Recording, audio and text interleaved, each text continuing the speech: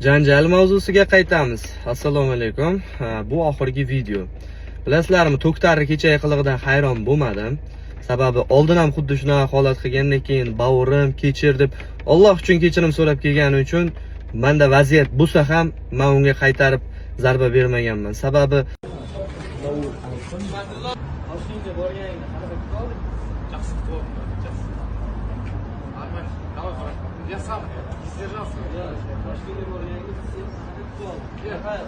Amen bor edi. Yashab qolishim, boshqa qilishim, mana shuncha odam turibdi. Ligani hurmati uchun ham, meni kuzatayotgan insonlar uchun ham, Qozog'iston eli uchun ham men tashlab o'zimga hayb ishlamayman. Men erkakman. Sababi bizda shunaqa. Bosh egilgan boshni qilich kesmaydi. Nimadir ish bo'ladigan bo'lsa, uzrimiz bor, to'g'risi. Lekin bunaqa yurak kutib kelish bu itga emas. Menimcha bunaqa shakallik buni qonida. Ikkinchidan, bu vaziyatda aybdor Sultan va men. Faqatgina ikkalamiz aybdor. Chunki Sultan mas'uliyatsizlik qilib vaziyatni hisobga olmagani aybi, meni esa aybim unga ishonganim. Uchinchidan, hech qanaqa talpa bo'lmadi deb Sultan aytayapti. Bu yoqda Kamil talpa bo'lib ketdi deyapti.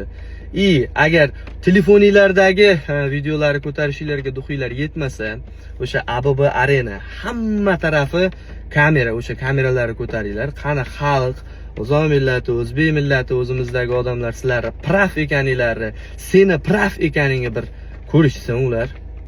Ligani barcha rekordlarida ismim borligidan xursandman. Liga endi top darajaga chiqdi, tanildi. Endi menimcha men kerak emasman. Endi sizlar yangi proyektinglar bor. Sizlar nima desanglar qiladigan odamlar bor.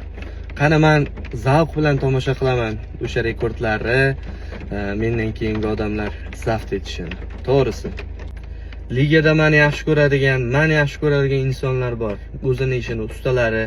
Meni ularga hech qanday pretenziyam yo'q. Xullas, To'ktarni men bilan qayta urushga duxi yetmaydi. Agar ovqatimga bir narsalar qo'shib berib o'tgan safargidek yoki bir qanaqadir bir xeyterlik qilib ilojini topmasa, 5 raund jangga buni yuragi yetmaydi. Shunday ekan, meni bu ligada boshqa qiladigan ishim qolmadi. Men sizlarni sog'inaman. Sizlar bilan o'tgan vaqt sarguzashtlarga boy bo'ldi. O'zingizlarga ehtiyot qilinglar. El Clasico yaqin. Qaysi ma'noda? Men o'zim El Clasico tarixidagi El Clasico chuqurlashishiga sabab bo'lgan Luis Figoga o'xshatyapman. Bu gapning ma'nosini futbol muxlislari menimcha tushunishdi. Shunday ekan, ajoyib voqealar oldinda. Biz mehnatda davom etamiz. O'zingizlarga ehtiyot qilinglar.